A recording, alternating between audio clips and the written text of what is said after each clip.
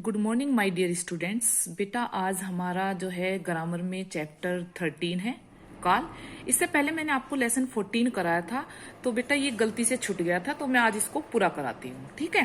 काल, सबसे पहले हम समझेंगे कि काल किसे कहते हैं। इंग्लिश में इसे टेंस बोलते हैं, जैसे आपके जो है प्रेजेंट, फ्यूचर और जो है पास्ट, है ना, इस तरह से होते हैं। और हिंदी में होते हैं हमारे भूतकाल, वर्तमान काल और भविष्यत काल, है ना। सबसे पहले जो है हम काल की डेफिनेशन के बारे में जानेंगे।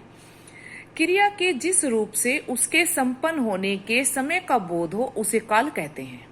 यानी कि जो हम कार्य कर रहे हैं और उससे उसके संपन्न होने के समय यानी कि पूरा होने के समय का बोध हो हमें, तो जो है उसको हम क्या कहते हैं कि काल।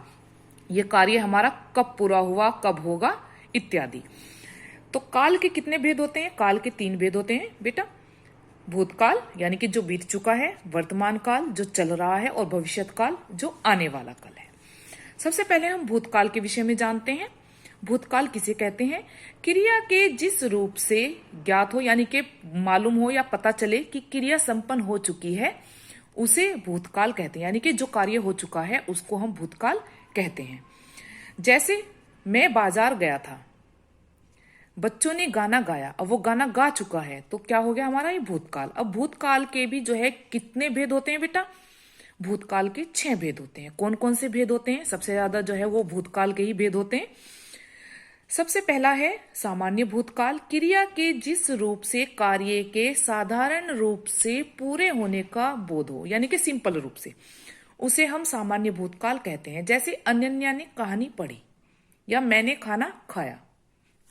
आसन भूतकाल, जिसमें क्रिया अभी अभी पूरी हुई हो उसे कहते हैं।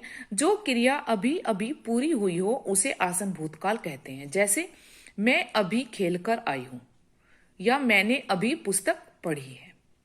अब है पूर्ण भूतकाल यानी कि जिसमें कार्य पूरा हो चुका होता है।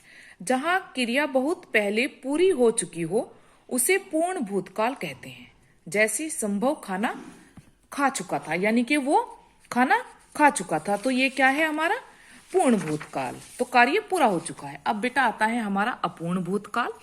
अपूर्ण भूतकाल में जिसमें ये पता चले कि कार्य अभी चल रहा है यानी पूरा नहीं हुआ है।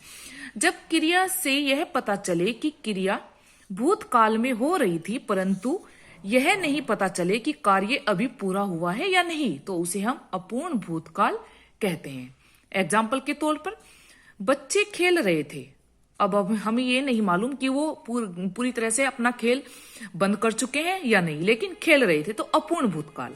संदिग्ध भूतकाल, जिसमें शंका हो, संदेह हो, जिस क्रिया से में कार्य के पूरा होने में संदेह हो यानी कि अभी हुआ नहीं है, उसे संदिग्ध भूतकाल कहते हैं। जैसे मां ने खाना बना लिया होगा। क्लियर। अब है हेतुमंद भूतकाल, जहां भूतकाल की एक क्रिया दूसरी क्रिया पर निर्भर हो, है ना, उसे हम हेतु मद भूतकाल कहते हैं। जैसे यदि वर्षा होती तो फसल अच्छी होगी। अब जैसे हम कहते हैं यदि तुम पढ़ लिए होते तो फेल ना होते। क्लियर। वर्तमान काल, अब हमारा नंबर 2 आता है वर्तमान काल। वर्तमान काल किसे कहते हैं?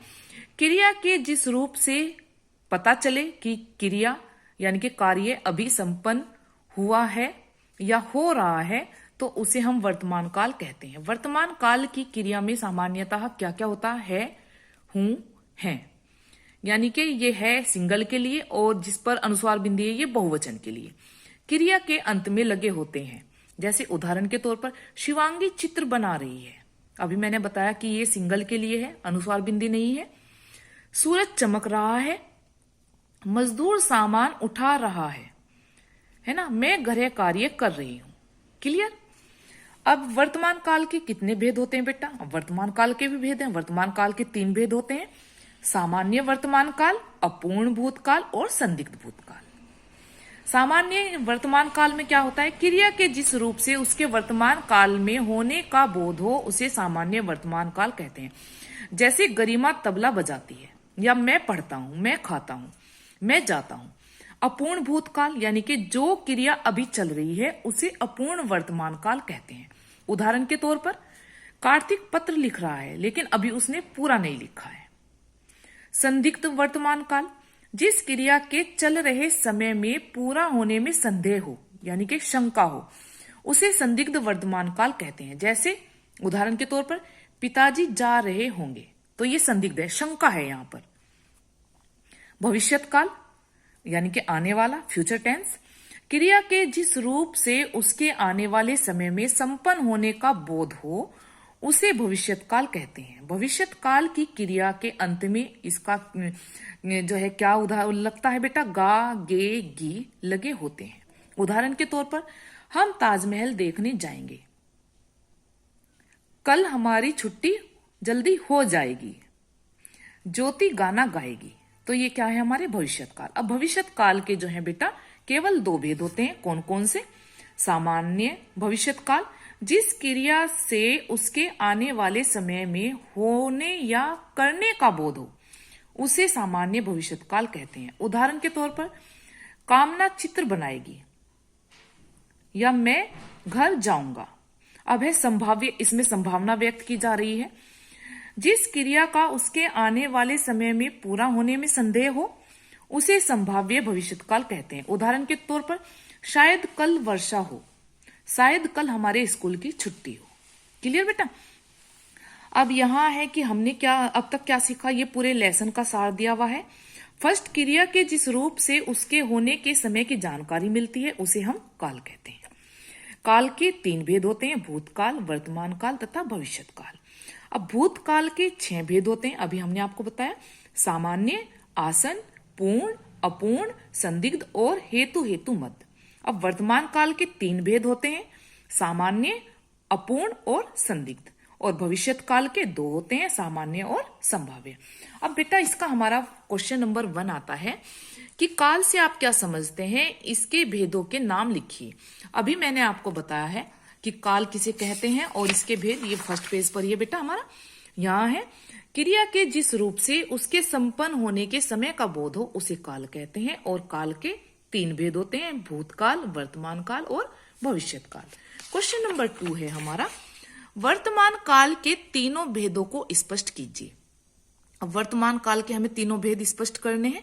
इसका आंसर बेटा यहाँ है, ये रहा, वर्तमान के तीनों भेद सामान्य, अपूर्ण और संदिग्ध। और इसको आप विद डेफिनेशन और विद एग्जाम्पल आप इसको पूरा लिखेंगे। यानी कि इसमें आप पहले ये सामान्य वर्तमान काल लिखेंगे, फिर इसके उदाहरण भी लिखेंगे और तीनों को लिखेंगे आप इसके अंतर्गत।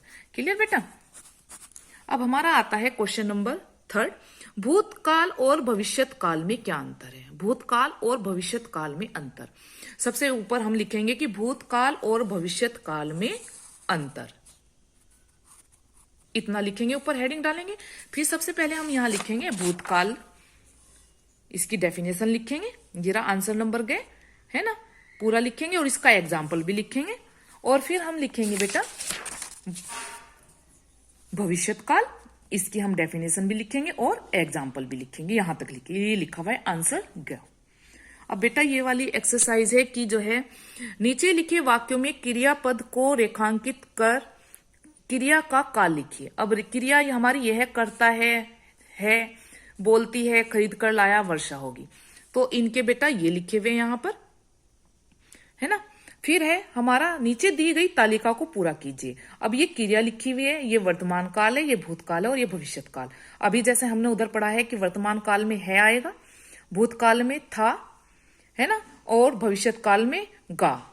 तो बेटा ये इसकी पहचान है, लिख से लिखता है, लिखता था और लिखेगा। ये पूरा टेबल आपको अपनी जो है वर्कबुक में ही लिखना है। अब है निर्देशानुसार काल बदलकर वाक्य को फिर से लिखिए। अब जैसे भविष्यत काल लिखा हुआ है तो ये सिंपल वाक्य में लिखा हुआ है, तो हमें भविष्यत काल में परिवर्तित करना पड़ेगा। हम लोग पिकनिक मनाने गए थे, हम लोग पिकनिक मनाने जाएंगे। इसके बेटा ये मैंने पूरी एक्सरसाइज जो है की हुई है, इसको आप जो है अपनी नोटबुक में करेंगे, है ना। ये है बेटा पूरी एक्सरसाइज। क्लियर?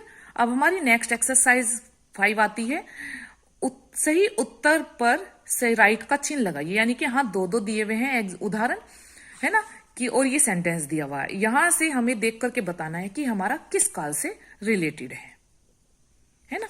फिर ये हमारी एक्सरसाइज, इसको हम वर्कबुक में ही करेंगे, है ना। इसमें जो है उचित काल पहचान कर मिलान कीजिए, यानी कि काल को पहचान कर उसके सामने हमें लिखना है क्लियर। अब बेटा मेरा जो है होमवर्क वाला जो सेक्शन है वो थोड़ा जो है टेक्निकल प्रॉब्लम है उसमें, तो आप अपना वर्क भी इससे ही करेंगे। और मैं आपको जो है इसमें टेस्ट के लिए जो है आपको बताऊंगी, इसमें आपका चैप्टर सर्वनाम आएगा, है ना, यूटी के लिए सर्वनाम, ये चैप्टर आपका आएगा बेटा, इसको आपको लर्न करना है अच्छे से, है ना। फिर भी मैं आपको एक बार जो है सिलेबस दे दूंगी बेटा, है ना, क्लियर बेटा। और अपना वर्क पूरा कंप्लीट कर लीजिए आप। ओके, थैंक यू बेटा।